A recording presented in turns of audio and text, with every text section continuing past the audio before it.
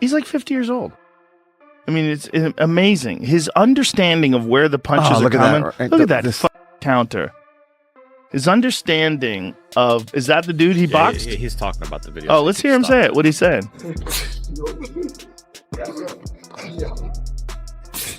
Oh my God, I didn't even see that. That was like a big body shot. Look, it's coming. And he touched you with that. Yeah, just touched him. Oh, Jesus. He's going to have an exhibition with Tyson, which is crazy. Yeah, that's crazy. Mike is so much bigger than him. Yeah, he's but so much bigger than him. He's not going to land a fist on Mayweather. Right. It's not after his last performance. You know, I think Tyson just needs. What do you think was going on with that? The last one. It looked a little bit like sparring. Floyd Mayweather goes through a tough 6-round sparring session with a heavyweight boxer while fine-tuning his skills in preparation for his upcoming showdown against Mike Tyson. Jesus. That's funny. That if he wanted to take you down with that liver shot, he would have taken you down. Yeah, easily. He's just tapping him up. But it's that guy's got a great sense of humor about it. It's very funny how he's laughing about it. Floyd Mayweather Jr. moves with remarkable precision and focus during sparring sessions, showcasing smooth combinations, lightning-fast reflexes, and controlled power that keep his training partners constantly alert and under pressure. You know, I mean, you got to think this guy is 50 years old. I mean, how old is Floyd now? He's got to be close to 50. Got to be late 40s, 48. Yeah, late 40s.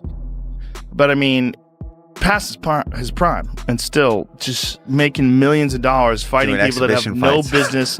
He's really brilliant. What he's doing is brilliant because he gets these guys to fight him. They have no business fighting him. He's making millions of dollars. Yeah. He puts on a show. Do you see the one he did? I guess it was in Dubai? Where he took the ring card and he was walking around in between rounds holding the ring card. Oh my God, I took it from the ring card girl. He was just having a Even at 49, Floyd's speed, timing, and awareness inside the ring remain incredibly sharp. It serves as a clear warning to Tyson that Floyd is still performing at an elite level.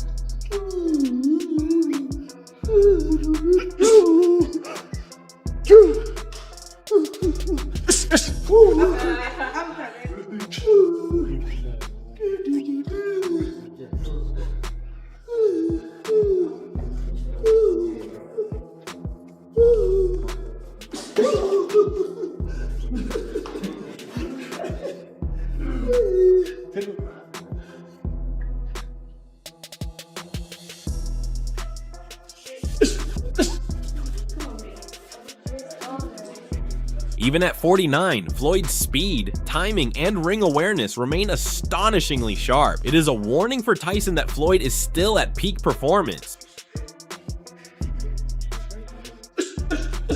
Yeah, combo.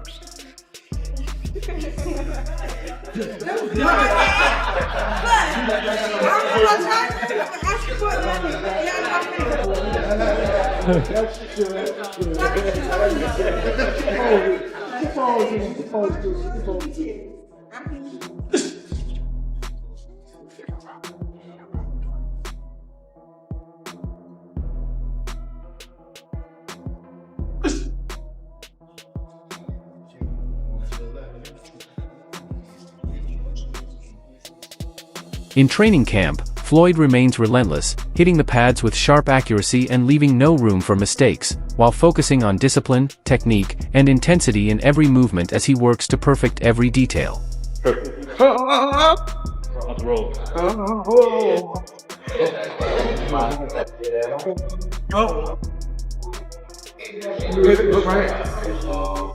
hand hook.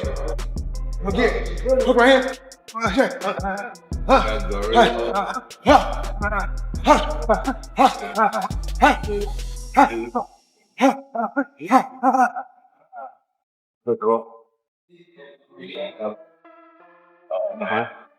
You slide and drop. Punch it, wait till you help me go. Drop. Walk it. Hit it. Six. Punch it. Hit it. Short. Don't look at it. So you should probably be. No.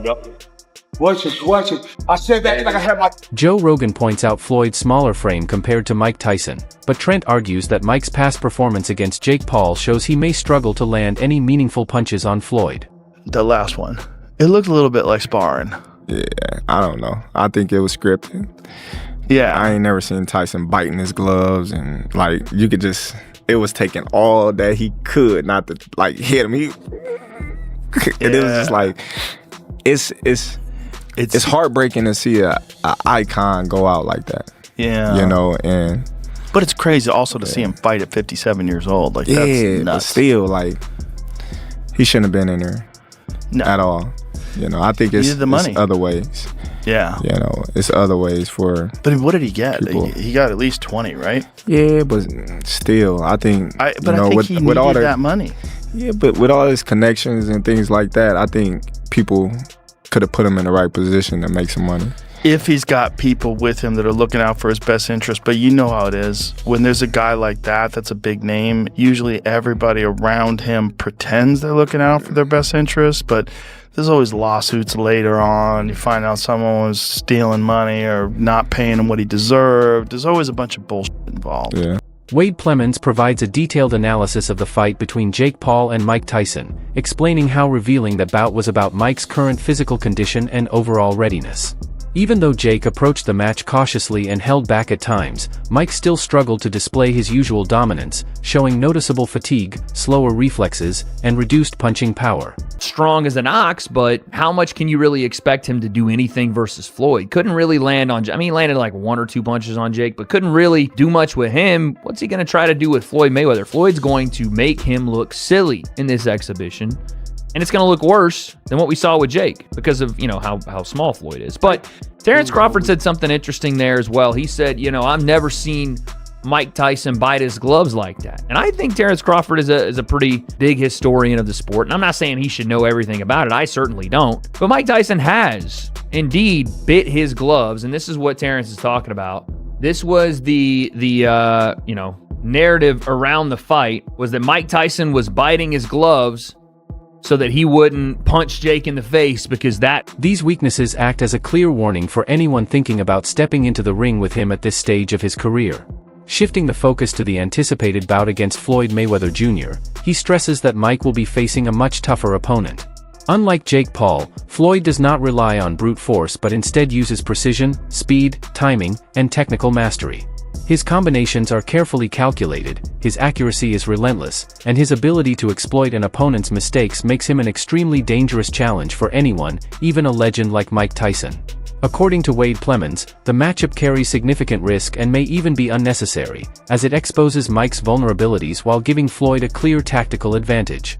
He concludes that the fight would not only be difficult but may be a contest that should not happen at all, considering the imbalance in readiness and fighting style between the two boxers. Even the great Teddy Atlas has spoken about this with Tyson and his career. Questions out there, my son told me, about the thumb biting. Okay, thumb biting, right? And we're not talking about the thumb biting with your nephews or with your children or, with that stuff. We're talking about Mike Tyson biting his thumb during the call. First of all, that's something that he did in his amateur day, he did in his pro days, and now, of course, he did it again.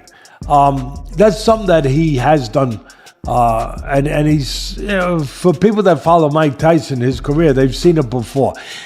People are saying, oh, and Tyson's smart, he's witty. He knows what to say. He knows the image. He knows the importance of having that image, how important. That's why he got all the money. It wasn't about what he had left at 58. It was what maybe he might have. And the image, the scary guy. Jeff Mayweather explains why Floyd Mayweather Jr.'s fights continue to attract massive attention and why certain matchups generate so much discussion.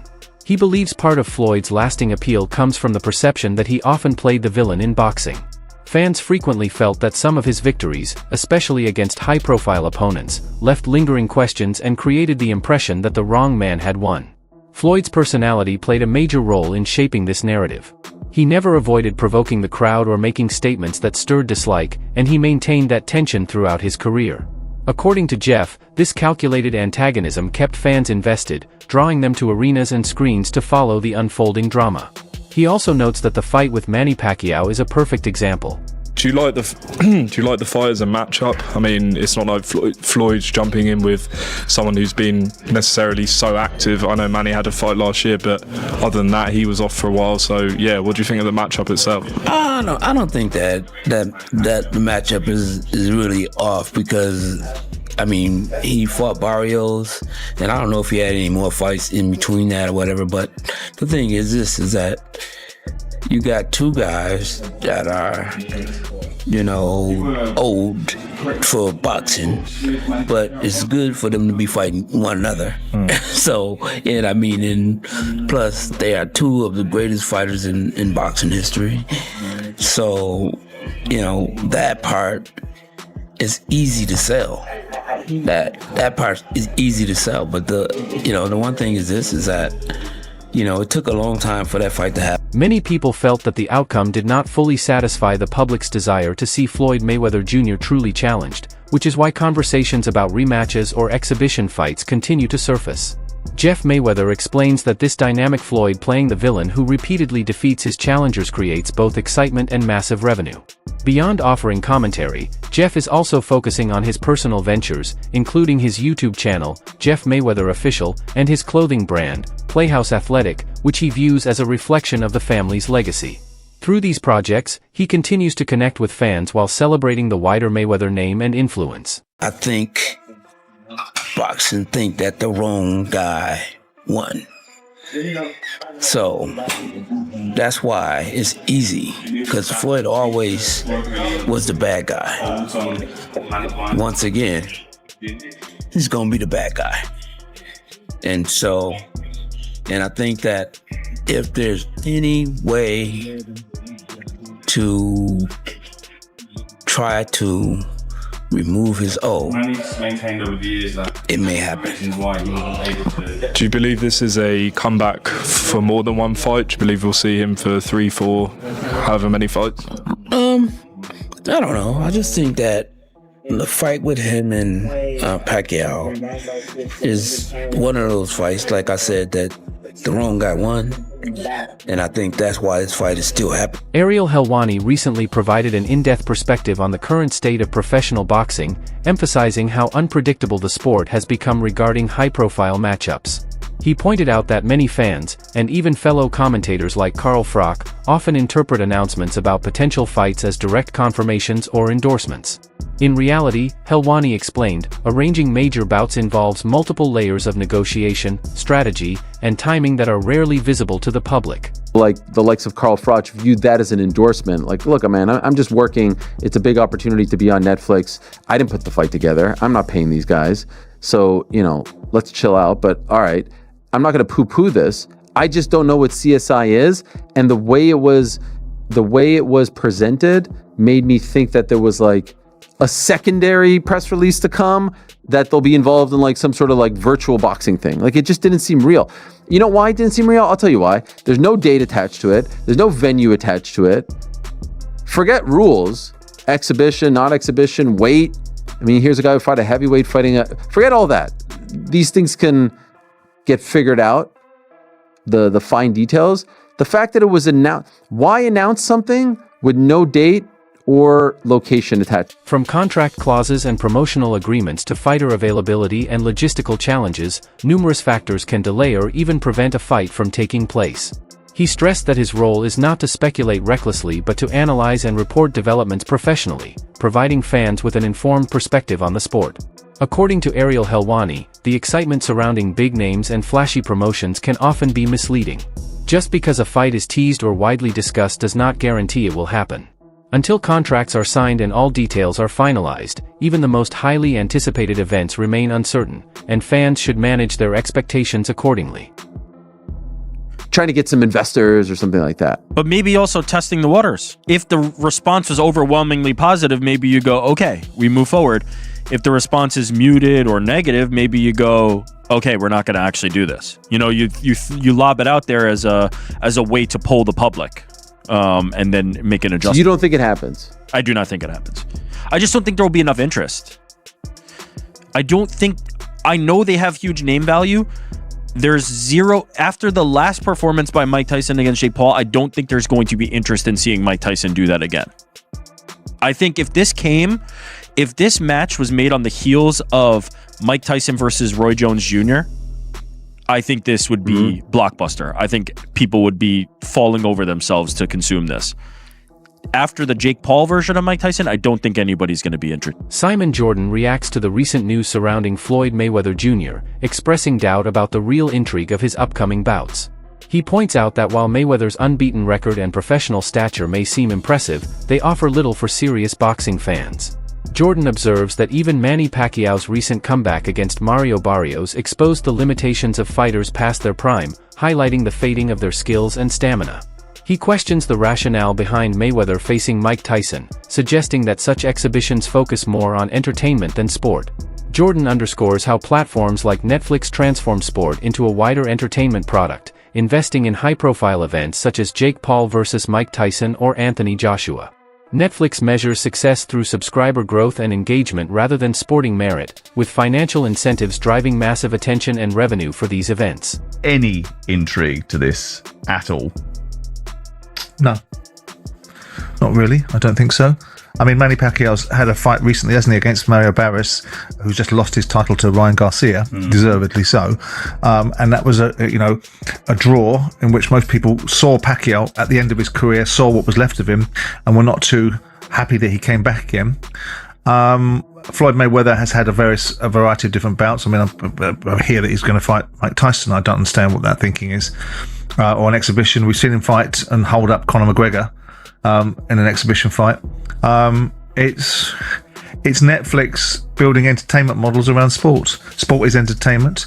It crosses over. Netflix have got a proven model of success that ultimately they invest some money into these sort of things, whether it's Jake Paul versus Mike Tyson or Jake Paul versus Anthony Joshua. They'll look at their lifetime value of their average subscriber, not every subscriber, but their average subscriber. According to Simon Jordan, boxing today spans a spectrum from elite competition to media-driven spectacles, where personalities, promotion, and audience engagement often take precedence over pure athletic performance. He views platforms like Netflix as accelerating this shift, creating opportunities for both boxers and content creators while reaching a global audience. Even if purists consider some matchups unnecessary or ill-timed in a fighter's career, Jordan acknowledges that the business model is effective, broadening boxing's reach and boosting its financial ecosystem. And then they multiply it by the amount of subscribers they think they're going to get as new ones, and they make a commercial decision. Well, that's interesting, isn't it? Because everything that they've done so far is massive, and this obviously will be a talking point. I mean, Anthony Joshua's knockout victory over Jake Paul in December wasn't something that the boxing fraternity wanted, but it appears to be that they understand what people want, what the rest of the community wants, and actually, I don't know if that's the algorithm or just good research or just good instincts, but they do great numbers. They have a 300 million subscriber base around the world, bigger than that now. I think the growth on the Mike Tyson, Jake Paul fights, I think they got 2 million subscribers out of it, new subscribers. Now, irrespective of whether some of those subscribers churn or don't stay for a long period of time, the average Netflix subscriber is worth $900. Some will be worth $1,500, some will be worth $29.99. But the average Netflix subscriber is worth $900. Max Kellerman reflects on Floyd Mayweather Jr.'s career, highlighting how dominant and strategic he was both inside and outside the ring. He explains that Floyd mastered the art of timing, carefully deciding when to take fights and, just as importantly, when to avoid them. Rather than consistently facing opponents in their prime, Floyd often waited for opportunities that maximized his advantage, securing high-profile bouts and achieving immense financial success. Kellerman notes that while Floyd reshaped boxing to benefit the sport's elite, he also frustrated fans who hoped to see the most competitive matchups. But he did beat Pacquiao, and nobody has changed the game like Floyd Money Mayweather. Yeah, in a bad way. In a bad way. Yeah, you got it. But in a bad way. He was so great and so dominant. he mastered the art of knowing when to fight somebody and when not to fight somebody. I mean, he's the best in that game. He's the best in making money and making all the the huge fights happen. But why? Because he was timing every single one of them. He never fought nobody really in their prime. He always after junior lightweight. Junior lightweight, he did. 100%. He didn't fight Paul Williams, who we all wanted to see. So he changed the game in the worst way possible. You're right. Everybody's trying to protect their own. I had to break that right with Tank. I made sure we. Yeah, you broke that. That was real. We did. He emphasizes that Floyd Mayweather Jr.'s approach was truly revolutionary. Rather than allowing fans and networks to dictate terms, he turned the dynamic around, using their expectations to his own advantage. While this strategy was brilliant for Floyd, it sometimes left fans feeling shortchanged, as the fights were not always as competitive as they had hoped. Max Kellerman underscores that Floyd's mastery of both the business and athletic aspects of boxing is unparalleled, making a strong case for him as one of the greatest fighters of all time. Yet, Kellerman also notes that Floyd's dominance relied as much on strategy and timing as it did on his in-ring talent. Thank you very much. You got a bag for that. I had a little, incentive. I mean, Floyd has even told me before the Pacquiao fight, he said, look, TBE, the best ever. You want to talk about inside the ring? Someone else could have that. Now, Floyd, I'm sure, thinks it's him, and he has a hell of a case. Floyd is he has an argument for best fighter ever. Right. I just don't have him number one. But what he said was, I'm talking about the whole game. He's right. Floyd played the boxing game better than anyone ever played the boxing